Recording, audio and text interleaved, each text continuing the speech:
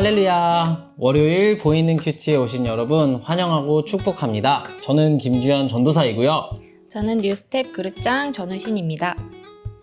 저는 이다실 그룹장 이호환입니다. 여러분 반갑습니다. 네, 먼저 여러분 오늘은 특별 게스트로 저희 뉴송와의 그룹장님들이자 함께 단기 선교를 떠났던 전우신 그룹장님과 이호환 팀장님을 모셨습니다. 환영합니다. 감사합니다. 네, 지금 목사님께서는 뉴송와의 여러 곳에서 바쁘게 사역하고 계십니다. 여러분, 우리가 잊지 않고 항상 목사님을 위해서 또 뉴송와를 위해서 함께 기도하는 사람들이 되었으면 좋겠습니다. 그렇게 해주실 거죠? 네. 네, 감사합니다.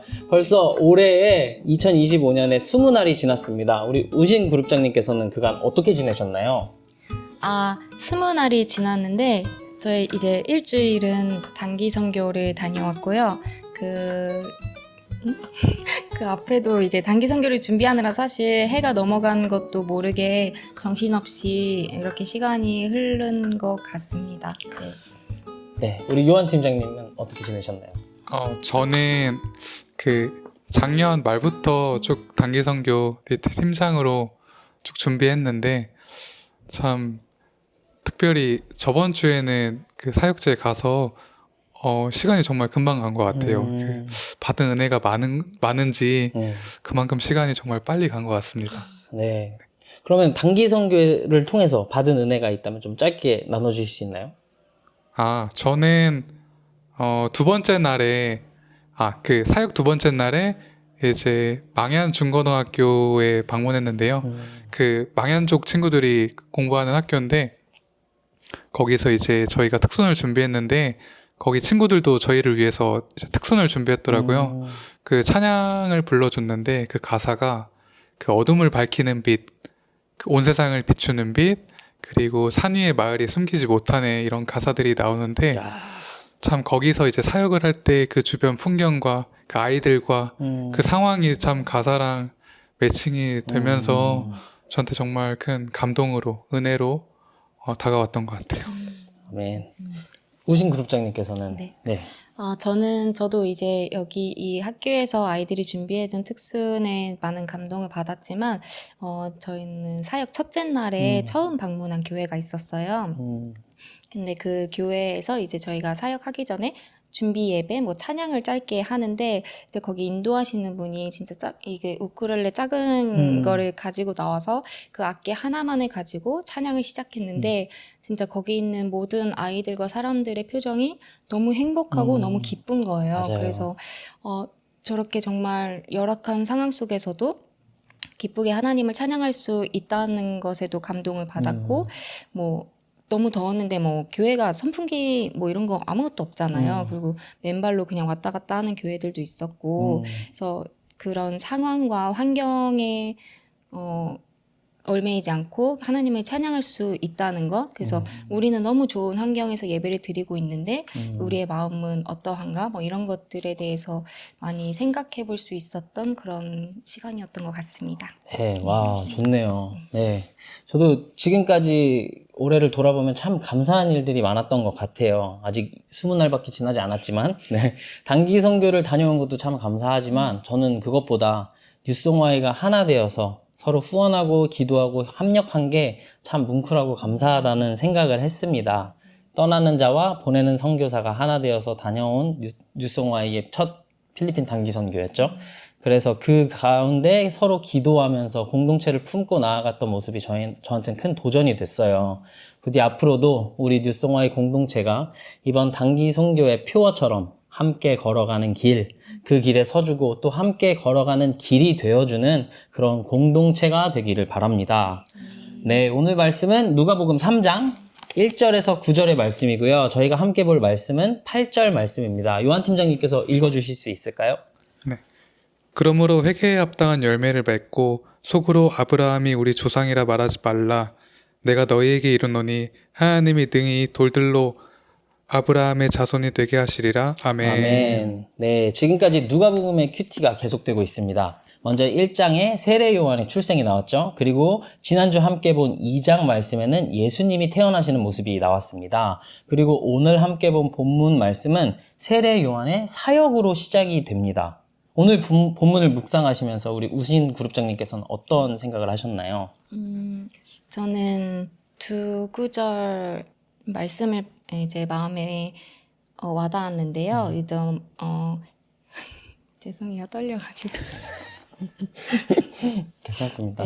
2절과 8절의 말씀인데 8절은 방금 읽었으니까 2절을 한번 읽어보면 안나스와 가야바가 대제사장으로 있을 때에 하나님의 말씀이 빈들에서 사가랴의 아들 요한에게 임한지라 이 부분이었어요. 근데 여기서 그 빈들에서 사가랴의 아들 요한에게 임한지라를 보면서 이 앞에 보면은 계속 뭐 왕으로 통치했다, 뭐 총독으로 통치했다, 막 이런 권력에 대한 뭐 힘에 대한 이야기가 계속 나오는데 네. 결국 하나님의 말씀은 이 빈들에 임하였다, 이 광야 같은 곳에 또 그 낮은 곳에 임하였다라는 말씀이 되게 마음에 와닿았고 그것을 보면서 그 세상에서 되게 좋아 보이는 것들, 뭐 사람들이 좋다고 하는 것, 뭐 그 길로 가야 한다 하는 것들, 그런 것에 시선을 두는 게 아니라 주님이 원하시는 곳, 또 저희들이 겸손하게 그 낮은 곳,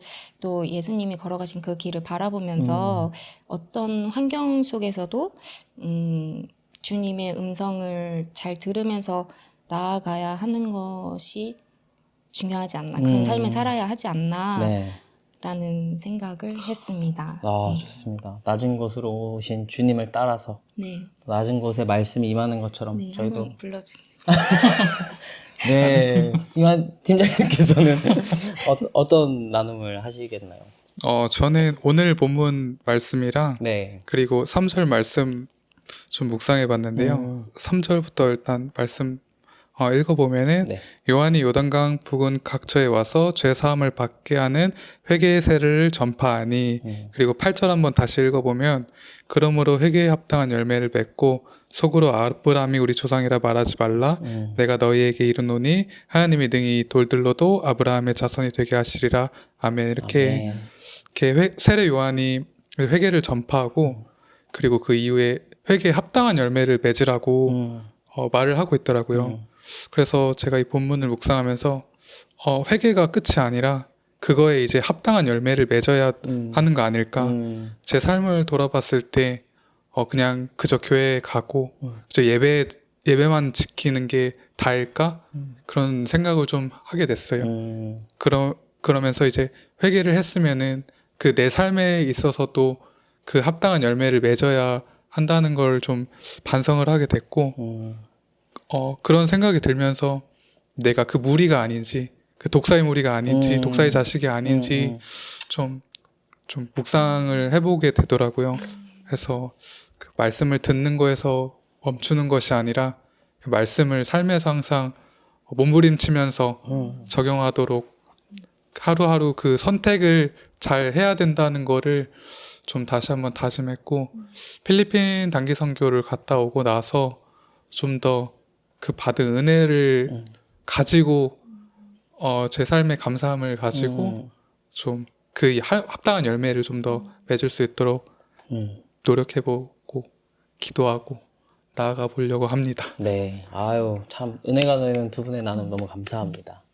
네, 저는 오늘 말씀을 보면서 몇 가지 질문들이 꼬리에 꼬리를 물면서 묵상이 되어졌거든요. 제 첫 번째 질문은 8절에 나오는 회개에 합당한 열매라는 그 표현에 대한 질문이었어요. 회개에 합당한 열매. 잘 생각해보면 뭔가 알다가도 모르겠는 그런 아리송한 표현이지 않나라는 생각이 들었거든요. 그래서 여러 번역본을 찾아봤는데 그 중에 제 마음에 인상 깊게 남았던 게 킹 제임스 영어 성경에 보면 그 번역해서 보면 그러므로 회개라는 가치가 있는 열매를 가지고 나오십시오라고 해석이 되거든요.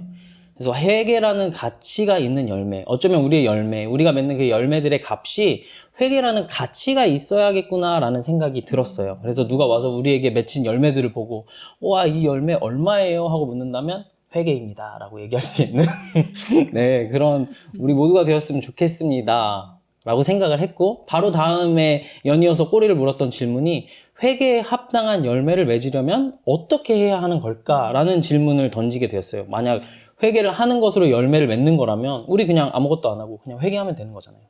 회사 갔다 와서, 학교 갔다 와서 그냥 방에 무릎 꿇고 하나님 오늘 회사에선 이런 잘못했습니다. 죄송합니다. 이렇게 그냥 회개만 하면 열매가 맺히는 게 아닐까라는 생각을 하다가 문득 회개의 중심에는 무엇이 있을까라는 생각이 또 들더라고요.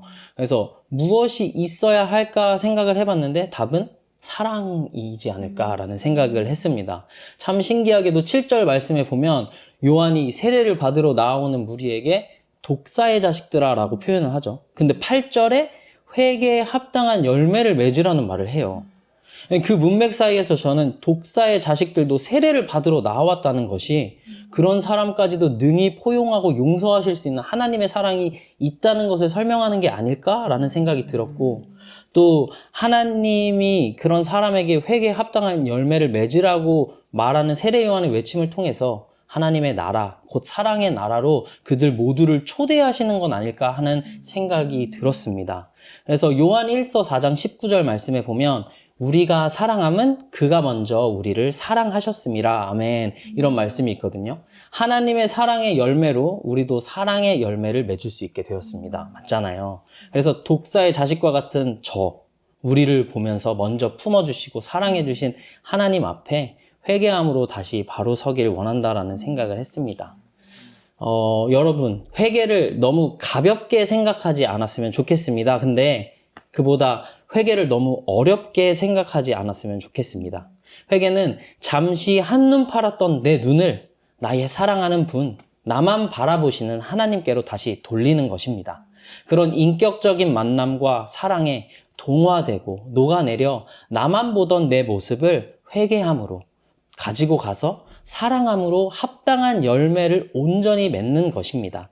킹 제임스 버전에서 말한 회개라는 가치가 있는 열매, 그 사랑이라는 열매를 가지고 내가 하고 싶을 때만이 아닌 어떠한 순간 속에서도 내가 원하는 대상만이 아닌 가장 어려운 이들까지도 사랑할 수 있는 우리 뉴송와의 공동체가 되기를 간절히 바라고 축복합니다. 제가 단기 선교를 마치고 돌아오는 길에 한 자매님께 이런 말을 한 적이 있어요. 진짜 선교는 이제부터 시작입니다.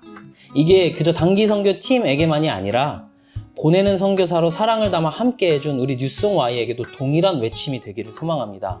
2025년 20날이 지난 현재, 바로 오늘, 지금이 우리 진짜 선교의 시작입니다.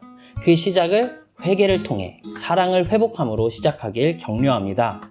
우리 요한 팀장님께서 기도해 주시고 마치도록 하겠습니다.